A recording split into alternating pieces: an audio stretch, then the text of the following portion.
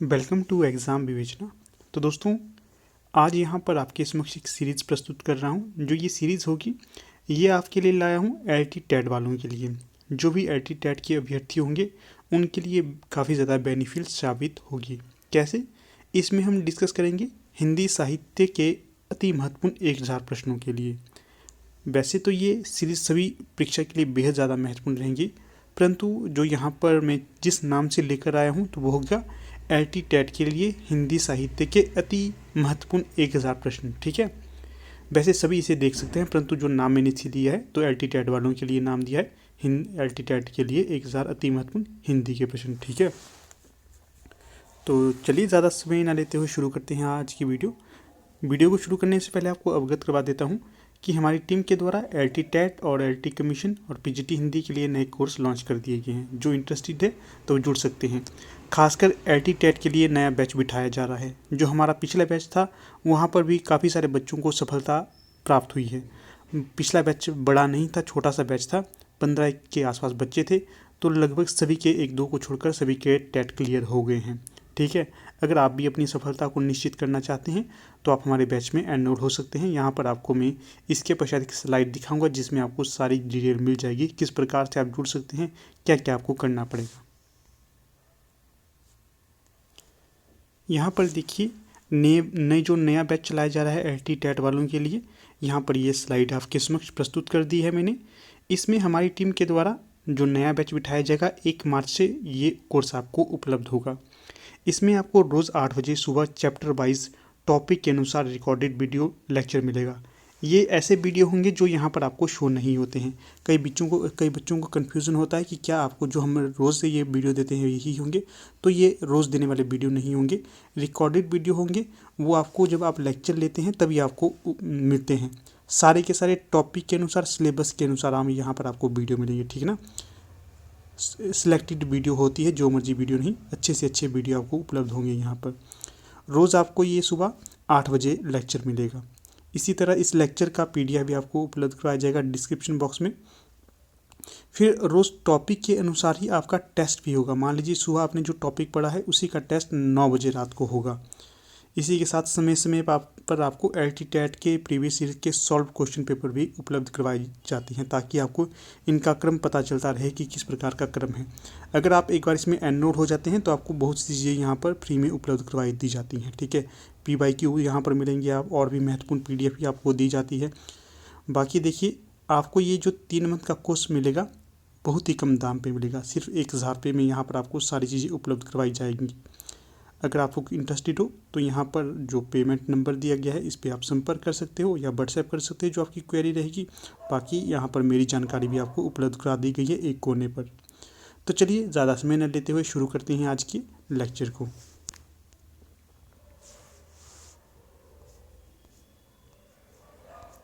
तो हमारा लेक्चर कहाँ पर है? ये रहा हमारा लेक्चर। तो अगर आप लोग व्हाट्सएप से जुड़ना चाहते हैं, टेलीग्राम से जुड़ना चाहते हैं, तो उनके लिंक भी आपको डिस्क्रिप्शन बॉक्स में दे दिए गए हैं। उनके साथ भी आप जुड़ सकते हैं और अपनी तैयारी को सुदृढ़ कर सकते हैं। बाकी ये सीरीज़ तो आपको मिल ही रही है, इसका भी आप लाभ उठाइएगा, रोज़ देखिएगा, नोट्स बनाते रहिएगा, तभी आपको इसका लाभ मिलेगा।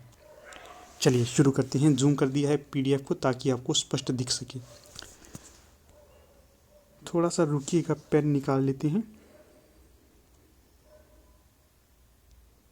तो यहाँ पर हमारा पेन आ गया।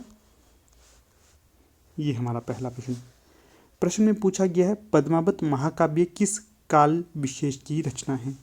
तो बताइएगा। काफ़ी बार मैंने आपको ये स्पष्ट कर दिया है जितने भी वीडियो आपके लिए उपलब्ध करवाता हूँ। तो जो पद्मावत महाकाव्य है, ध्यान रखिएगा, महाकाव्य है ये, तो ये भक्ति काल से संबंधित होगा। भक्ति काल से किसका महाकाव्य होगा? ये जायसी का। सूफी काव्यधारा के अंतर्गत इसे लिया जाता है। ज़्यादा लंबे चौड़े व्याख्यान नहीं करूँगा, शॉर्ट जो महत्वपूर्ण रहते हैं वो बताऊँगा। वैसे इस वीडियो में हम डिस्कस करेंगे लगभग 50-55 क्वेश्चन को। अगला प्रश्न है, कबीरदास किस काव्य परंपरा के प्रतिनिधि कवि हैं? पहले तो ध्यान रखना है कि जो कबीरदास हैं ये भक्ति काल से संबंधित थे। जैसे कि जो भक्ति काल है आपको पता ही होगा, ये आगे 2 भागों में विभाजित था।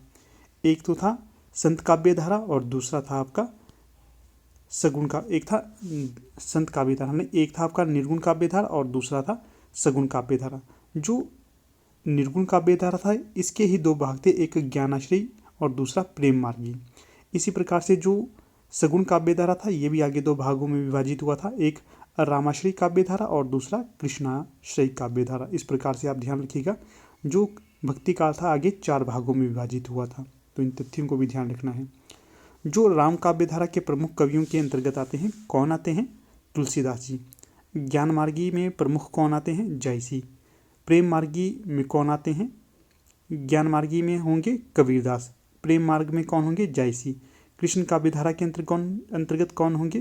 कृष्ण काव्य धारा के अंतर्गत सूरदास प्रमुख कवियों के अंतर्गत आएंगे। अगला प्रश्न देखिएगा 3, घनानंद किस काव्य परंपरा के कवि हैं? पहले तो ध्यान रखना है कि जो घनानंद थे ये आपके रीतिकाल से संबंध रखने वाले थे, ठीक है। जो रीतिकाल था ये आगे 3 भागों में विभाजित था, एक था रीति सिद्ध, दूसरा रीतिबद्ध, तीसरा रीति मुक्त। और जो घनानंद थे रीति मुक्त से ही संबंध रखते थे। अगला प्रश्न है 4, तुलसीदास की भाषा डैश है, तो बताना है तुलसीदास की भाषा कैसी थी।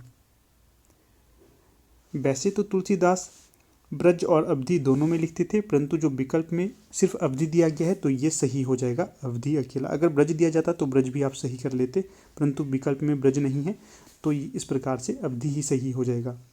जो देखिए विकल्प 2 में है सुधुकड़ी, जो सुधुकड़ी है इसका प्रयोग कौन करते थे?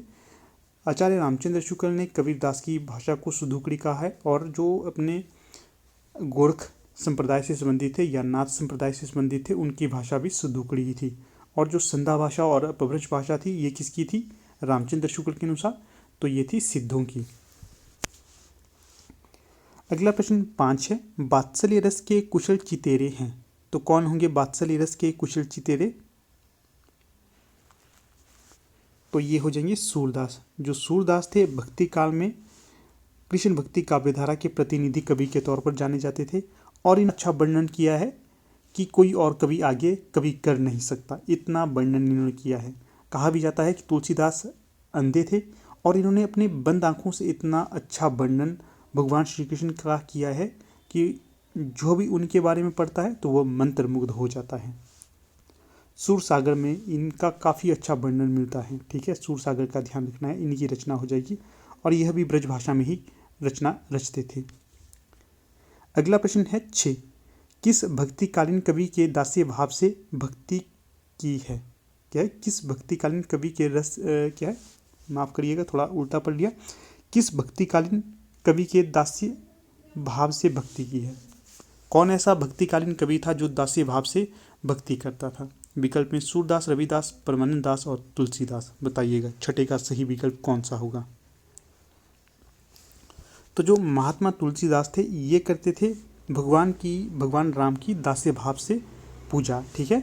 अगर पूछा जाता सूरदास किस भाव से करते थे तो ये सख्य भाव से या वत्सल्य भाव से भगवान श्री कृष्ण की पूजा अर्चना करते थे।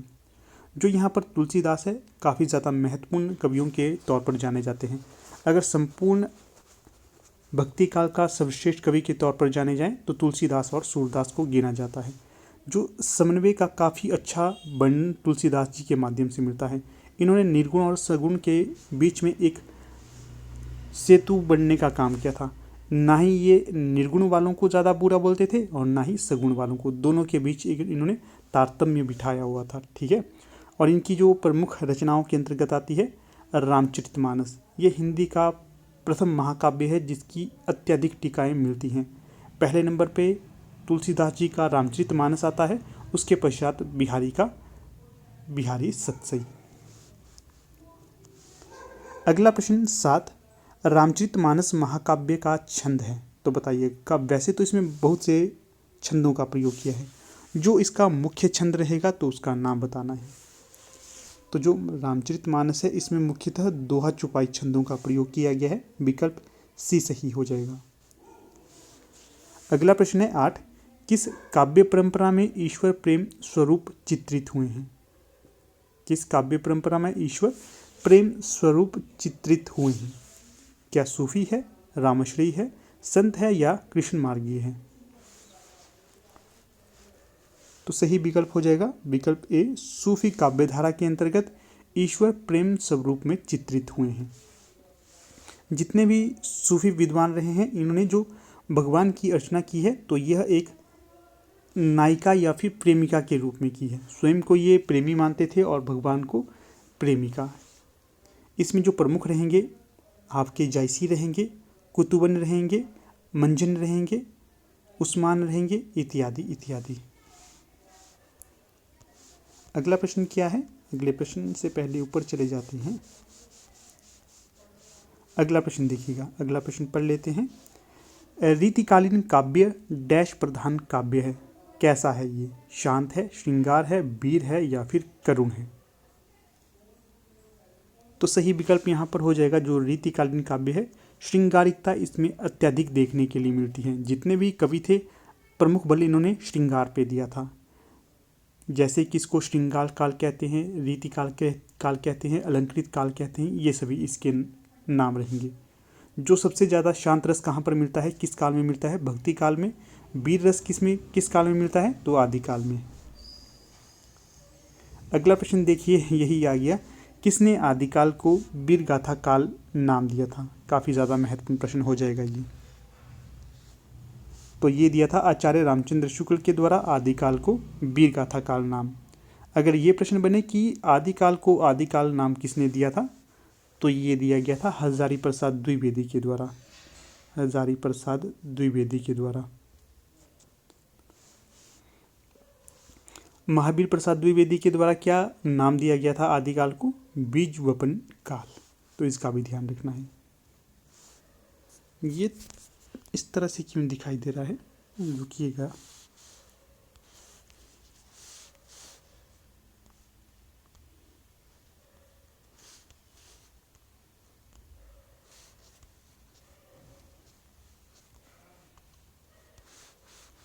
क्या समस्या आ गई? इसे हिल नहीं रहा है बिल्कुल भी।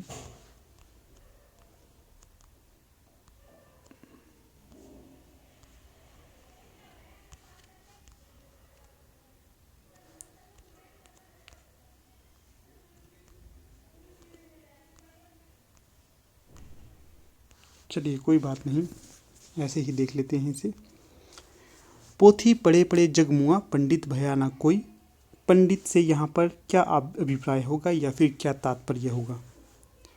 4 विकल्प आपके समक्ष दिए गए हैं। इनमें जो सही विकल्प हो जाएगा विद्वान।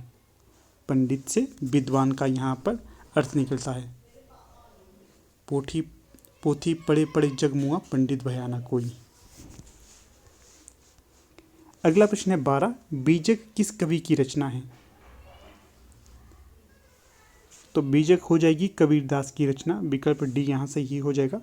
बाकी यहाँ पर देखिएगा, दादू दयाल है, नानक दास हैं, रैदास हैं और कबीरदास हैं। ये चारों के चारों आपके संत कवियों के अंतर्गत आएंगे। संत कवि से तात्पर्य होता है निर्गुण भक्ति मार्ग को अपनाने वाले, और जो इनमें सर्वश्रेष्ठ होंगे तो ये कबीरदास होंगे। कबीरदास की रचना बीजक थी और यहाँ पर इनके द्वारा जो भाषा प्रयोग में लाई गई थी तो ये सुधुकड़ी या सधुकड़ी थी।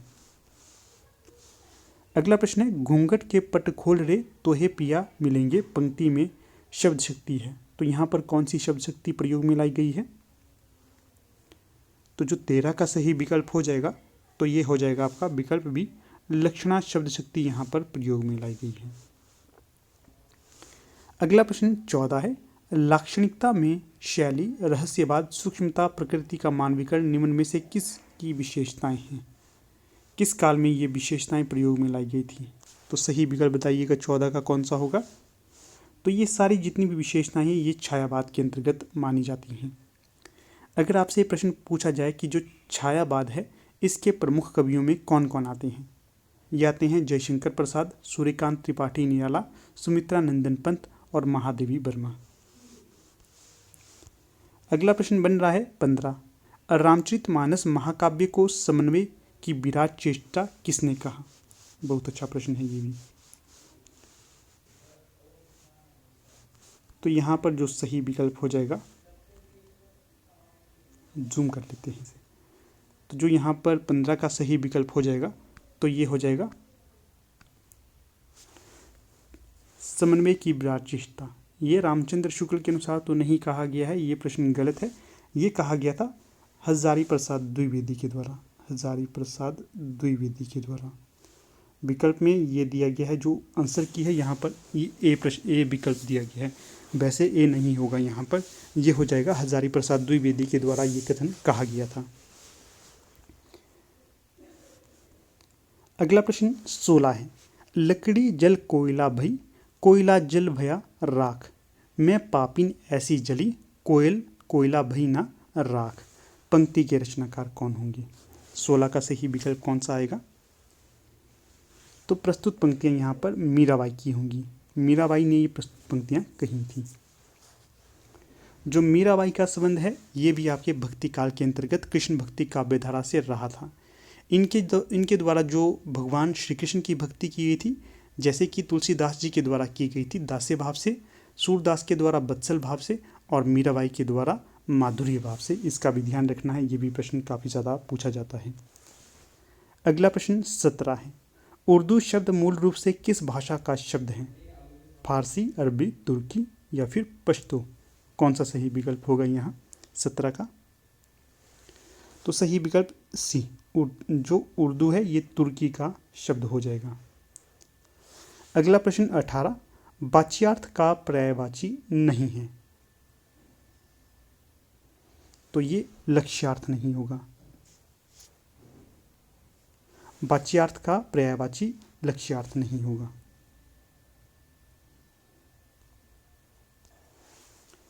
बाकी जो होंगे इसमें वाच्यार्थ के पर्यायवाची ये मुख्यार्थ है, नामार्थ है, अविधेयार्थ है। अगला प्रश्न देखिए 19, जिसे हाथ में रखते हुए प्रहार किया जाए उसे क्या कहा जाता है? काफ़ी ज़्यादा महत्वपूर्ण है, इस तरह के प्रश्न पूछे जाते हैं, चाहे कमीशन हो या फिर टैट हो। तो सही विकल्प 19 का हो जाएगा शस्त्र। ध्यान से आप हर एक प्रश्न को नोट करते रहिए जो आपको नहीं आता है, क्योंकि प्रश्न रिपीट होते हैं। और वीडियो के अंत में ये भी बताइएगा कि आपके ये सही प्रश्न कितने हुए। फिर जो प्रश्न संख्या 20 है, राजा का विलोम है, तो बताइएगा राजा का विलोम क्या होगा? तो यहाँ पर जो सही विकल्प हो जाएगा प्रजा, राजा का विलोम प्रजा हो जाएगा। अगला है 21, भूल क्या है? फूल झड़ना से अभिप्राय है, क्या अभिप्राय होगा फूल झड़ने से? मुंह से मीठी वाणी निकलना, सी। अगला है निम्न में से कौन सा तत्सम शब्द नहीं है? जो भीख है ये तत्सम शब्द नहीं होगा, तद्भव होगा। क्या तात्पर्य होता है तत्सम और तद्भव में? तत्सम कहते हैं उसी प्रकार, अर्थात जो संस्कृत हूबहू हिंदी में प्रयोग में लाई जा रही हो उसे तत्सम कहेंगे। तद्भव होता है उसके पश्चात, अर्थात संस्कृत से जो भिखारी के लिए या भीख के लिए या फिर आँख के लिए जो कहा जाता था संस्कृत में, उदाहरण के लिए आँख को संस्कृत में कहा जाता था अक्षी, और हिंदी में भी अगर हम अक्षी ही कहेंगे तो वो हो जाएगा तत्सम। और तद्भव कहा जाएगा तो अक्षी तो संस्कृत हो गया और तद्भव रूप हो गया अक्षी का आँख। तो इस प्रकार ध्यान रखिएगा। इसके लिए मैंने टॉपिक भी बनाया हुआ है, एक आपको लेक्चर भी उपलब्ध करवाया गया है, अगर आपने देखा होता तो आपको पता चल जाता ये। अगला प्रश्न 23, आंचलिक शब्द निम्न में से कौन सा है? जो बयार है ये आपका आंचलिक शब्द हो जाएगा। कई बार ये भी प्रश्न पूछा जाता है कि हिंदी साहित्य का प्रथम आंचलिक उपन्यास कौन सा है? तो ये है आपका जो मैला आंचल फणीश्वरनाथ रेणु का। अगला प्रश्न है 24, कौन सूफी कवि नहीं है? तो जो रसखान थे ये सूफी कवियों के अंतर्गत नहीं आते हैं, बाकी कुतुबन, मंजन, उस्मान ये आते हैं, ऊपर ही मैंने आपको ये बताया था। अगला प्रश्न 25, राहुल सांकृत्यायन किस संप्रदाय के उपन्यासकार हैं?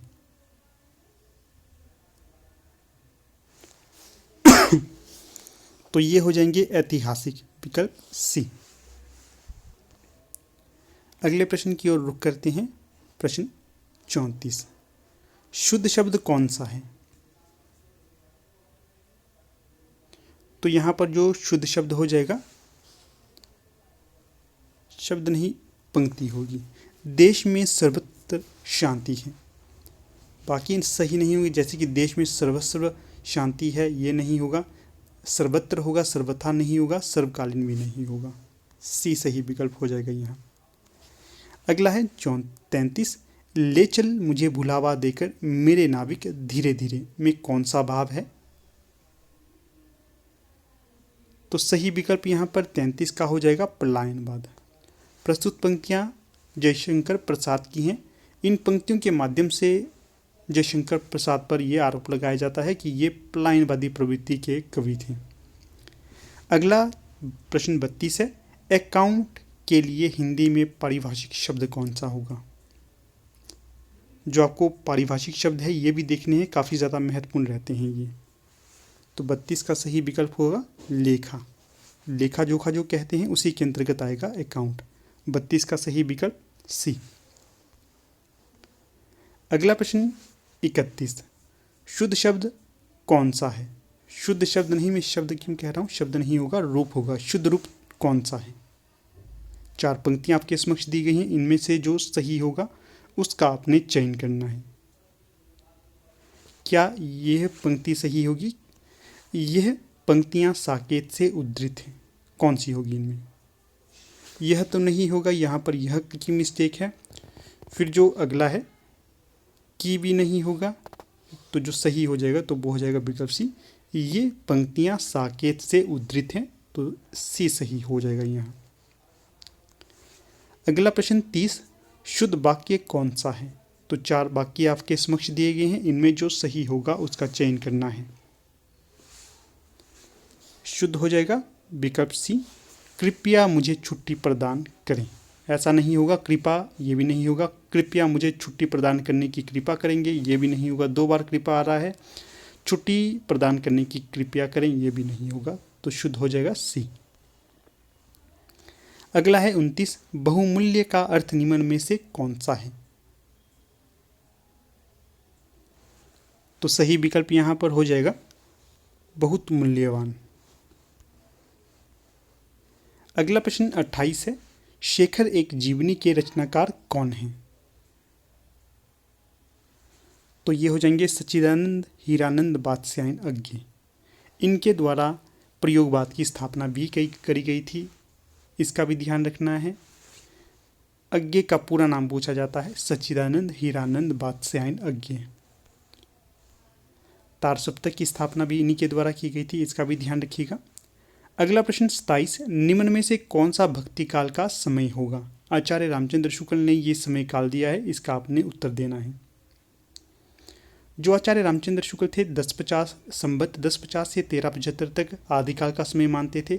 1375 से 1700 तक भक्ति काल का समय मानते थे। 1700 से लेकर 1900 तक रीतिकाल का समय मानते थे। 1900 से वर्तमान तक आधुनिक काल का समय मानते थे। इसका ध्यान रखिएगा, सही विकल्प यहाँ पर विकल्प बी हो जाएगा, 27 का बी। अगला प्रश्न 26, कौन सा शब्दालंकार नहीं है? अनुप्रास, यमक, उपमा या फिर श्लेष?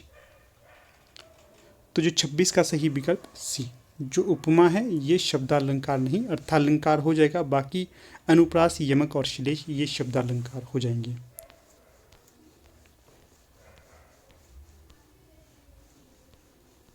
फिर अगले प्रश्न की ओर रुख करते हैं। विषव की पलकों पर सुकुमार विचरते हैं, जब स्वप्न अजान ना जाने, नक्षत्र से कौन निमंत्रण देता मुझको मौन में मुखर हुआ। इन पंक्तियों के माध्यम से क्या बताया गया है, क्या संदेश मिल रहा है यहाँ पर? क्या ये श्रृंगार से संबंधित है, आश्चर्य से हैं, रहस्यवाद से हैं या फिर स्वच्छंदतावाद से हैं? तो बताइएगा कौन सा सही यहाँ पर हो जाएगा। तो जो सही हो जाएगा रहस्यवाद से संबंधित ये पंक्तियाँ हो जाएंगी, विकल्प बी सही हो जाएगा। अगला प्रश्न 36, ना हो कमीज तो घुटनों से पेट ढक लेंगे, ये लोग कितने मुनासिब हैं, इस सफ़र के लिए में ये किसके लिए कहा गया है?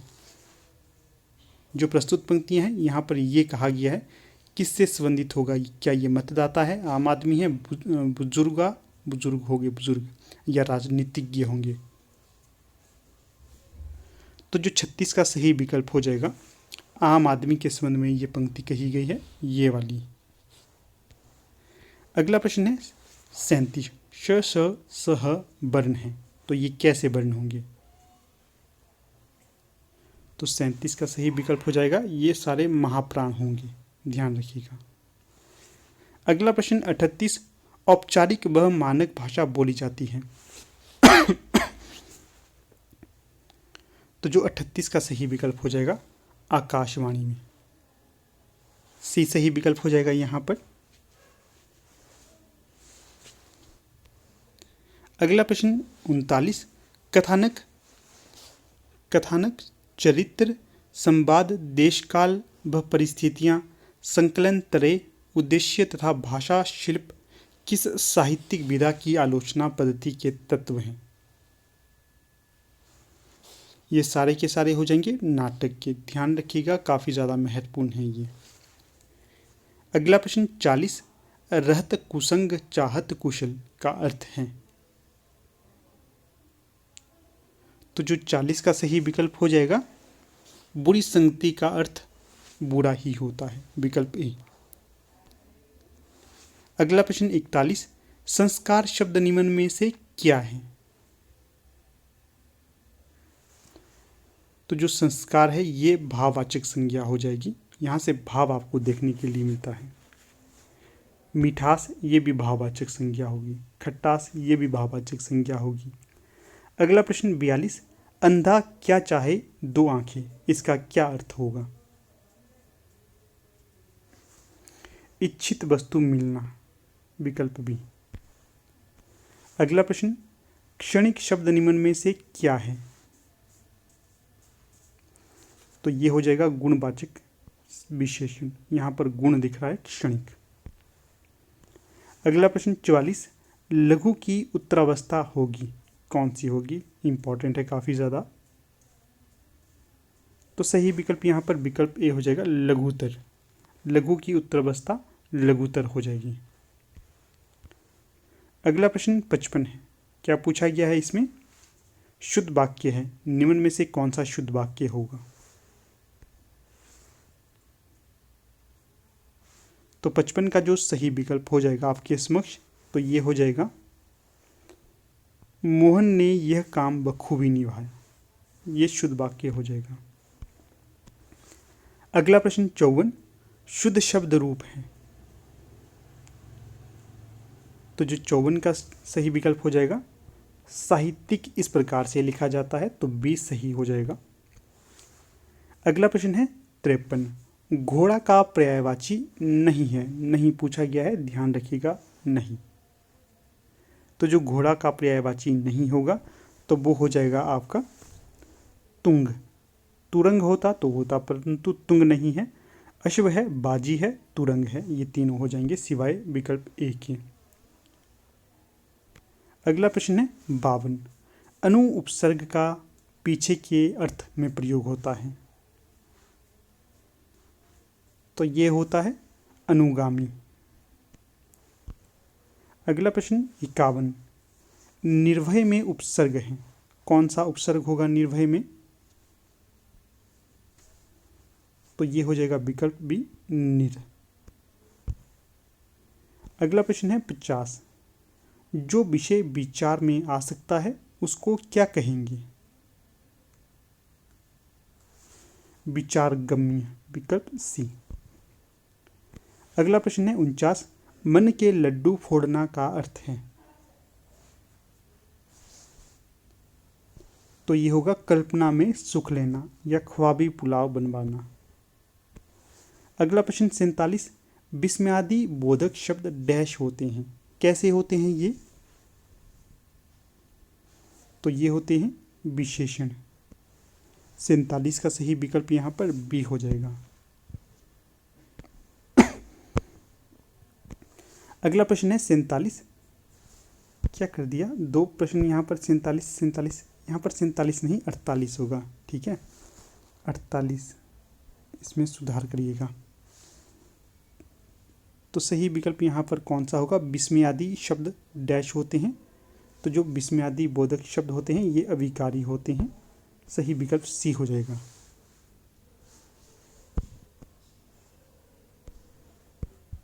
ये नहीं होगा, ठीक है। अगला प्रश्न है संदिग्ध भूतकाल है, तो विकल्प के अनुसार कौन सा संदिग्ध भूतकाल होगा? लड़का घर गया होगा, संदिग्ध है, इसमें भूतकाल तो है परंतु संदिग्ध है। अगला प्रश्न 46, प्रेरणार्थक क्रिया निम्न में से कौन सी है? तो जो 46 का सही विकल्प हो जाएगा आपके समक्ष, तो ये हो जाएगा आपका लड़वाना। प्रेरणा मिल रही है, मैं कहूँगा किसी को कि भाई तू तो लड़, उसने तुझे ऐसा कहा है, तो एक तरह से प्रेरणा दे रहा हूँ मैं किसी को लड़ने के लिए, तो ये प्रेरणार्थक क्रिया होती है। अगला प्रश्न देखिएगा 45, संकलन त्रय किस साहित्यिक विधा का अनिवार्य तत्व है? पीछे ही अभी हमने देखा था ये, तो जो सही विकल्प यहाँ पर हो जाएगा नाटक का होगा। ये किसका? नाटक का। संकलन त्रय साहित्यिक विधा का अनिवार्य तत्व है नाटक विधा का। तो देखिएगा दोस्तों, कुछ इस प्रकार से आज का ये हमारा लेक्चर रहा। हमने यहाँ पर कुल 55 प्रश्नों को डिस्कस किया। अगर आपने इनको नोट किया होगा तो ये आपको भविष्य में काफ़ी ज़्यादा बेनिफिशियल साबित होंगे। फिर से जाते जाते कहूँगा, अगर अभी तक आप हमारे LT TET के न्यू बैच के साथ नहीं जुड़े हैं तो जल्द से जल्द इसमें एनरोल होइएगा। ये जो बैच होगा LT TET का, ये शुरू हो जाएगा आपका 1 मार्च से। अगर आपको अधिक जानकारी चाहिए तो आप 8193122129 यहाँ पर जो व्हाट्सएप नंबर दिया गया है इस पर व्हाट्सएप करके सारी जानकारी जुटा सकते हैं, ठीक है। बाकी वीडियो अगर अच्छी लगी होगी तो इसे लाइक शेयर और अपने मित्रों में ज़्यादा से ज़्यादा शेयर करना है, और चैनल को सब्सक्राइब भी आपने करना है। तो ठीक है, अब यहाँ पर अपनी वीडियो का समापन कर लेते हैं। आप लोग वीडियो के अंत तक बने रहिए, इसका बहुत बहुत धन्यवाद।